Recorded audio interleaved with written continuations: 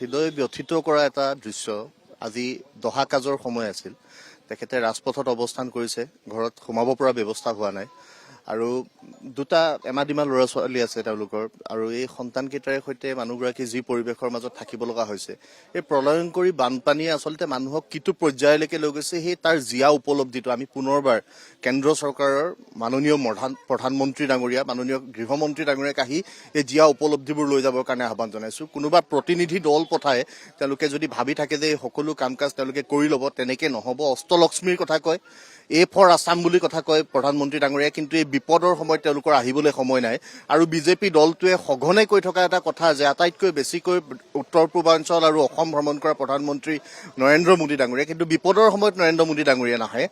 Record কৰিবলৈ প্ৰধানমন্ত্ৰী ডাঙৰীয়া আহিলে নহ'ব, বিপদৰ সময়ত আহিব লাগিব। এই যে মানুহবিলাকৰ দুৰ্দশা হৈছে, কিহৰ বাবে এই দুৰ্দশা হৈছে তাৰ প্ৰকৃত সত্যটো আমাক লাগে। এই যে পানী আহিল, পানী যে ইমান ঢলৰ উচ্চতাৰে সৈতে আহিব লগা হ'ল, মানুহৰ ঘৰৰ মুধচলৈকে যে উটুৱাই নিব পৰা এটা পৰিৱেশ হ'ল, এই পৰিৱেশটোৰ সত্যাসত্য আমাক নিৰূপণ কৰি দিব লাগিব। এই ৰাতুল চাওৰা বুলি কোৱা যিগৰাকী ব্যক্তি নোহোৱা হ'ল, তেখেতৰ পৰিয়ালটো কি হ'ব, এই পৰিয়ালটোৰ পুনৰ সংস্থাপনৰ কাৰণে আমি কি কৰিব পাৰিম, সেই কথাবোৰ নতুনকৈ বিবেচনা কৰিব লাগিব। 15,000 টকা এটা পৰিয়ালক দিলে পৰিয়ালটোৱে একো কৰিব নোৱাৰে। এতিয়া যিটো পৰ্যায়ত ইয়াত গোটেই পৰিয়ালবোৰ আছে, সেই পৰিয়ালবোৰৰ মৰ্মবেদনাটো উপলব্ধি কৰিবৰ কাৰণে আমি মাননীয় মুখ্যমন্ত্ৰী ডাঙৰীয়াক আহ্বান জনাইছো। তাৰ লগে লগে কেন্দ্ৰ চৰকাৰ আৰু ৰাজ্য চৰকাৰক আমি এটা বিশেষ পেকেজ এই তিনিওখন জিলাৰ বিধ্বস্ত মানুহৰ বাবে ঘোষণা কৰিবৰ কাৰণে আহ্বান জনাইছো। 1.5 কোটিৰ কাপোৰ, 15,000 টকা আৰু ল'ৰা ছোৱালীক 1,000, 2,000, 3,000 টকা দিলে নহ'ব।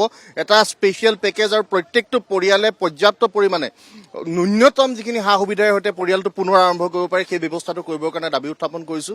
আৰু ৰাতুল চাওৰাৰ আমি মৃত আত্মাৰ সদগতি কামনা কৰিছো। আজি দহা কাজ সম্পন্ন কৰিব পৰা নাই, তথাপিও তেখেতৰ আত্মাৰ সদগতি কামনা কৰিছো আৰু তেখেতৰ পৰিয়াললৈ আমি ছাত্ৰ সন্থাৰ তৰফৰ পৰা কিছু সামান্য তেওঁলোকক সকাহ হ'ব পৰাকৈ আমি বৰঙণি আগবঢ়াইছো। আমি আশা কৰিম যে সকলো মানুহে এওঁলোকক সহায় কৰিব।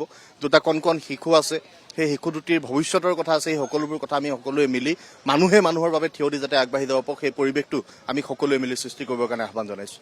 আমি বাৰে বাৰে এটা কথা কৈ আছো যে চৰকাৰৰ ওচৰত আন্তঃগাঁথনিৰ অভাৱ। যিখিনি তেওঁলোকৰ আন্তঃগাঁথনি আছিল, সেই আন্তঃগাঁথনিৰ সৈতে সকলো মানুহক সাহায্য দিব পৰাকৈ যে চৰকাৰ সক্ষম নহয়, সেই কথাটো কৈছিলো। আজি এয়া এটা জীয়া প্ৰমাণ যে 10 দিন হ'ল, 10 নম্বৰ দিনটোলৈকে কালি সামাজিক মাধ্যম আৰু সংবাদ মাধ্যমৰ যোগেদি যেতিয়া প্ৰচাৰ হৈছে, তাৰ পৰৱৰ্তী পৰ্যায়তহে চৰকাৰী পক্ষৰ মানুহ আহি এই মানুহবিলাকৰ ওচৰত উপস্থিত হ'ব পাৰিছে। আমাৰ দুৰ্দশাটো কিমান, আমাৰ যে আন্তঃগাঁথনি একেবাৰে নাই, আমি যে শূন্য এটা আন্তঃগাঁথনি আৰু শূন্য কমিউনিকেশ্যনৰ সৈতে চলি থাকিব লগা হৈছে, এই কথাটো চৰকাৰক আমি উপলব্ধিটো জীয়াভাৱে লৈ এনেকুৱা ধৰণৰ দুৰ্যোগ হ'লে কেনেকৈ আমি সকলো মানুহৰ ওচৰত চৰকাৰী মানুহ বা আন ব্যৱস্থাপনাৰ সৈতে চৰকাৰৰ লগত যোগাযোগ কৰি ব্যৱস্থা কৰিব পৰা মানুহৰ সৈতে যাতে সংলগ্ন হৈ থাকিব পাৰোঁ, সেই ব্যৱস্থাটো কৰিবৰ কাৰণে দাবী উত্থাপন কৰিছোঁ।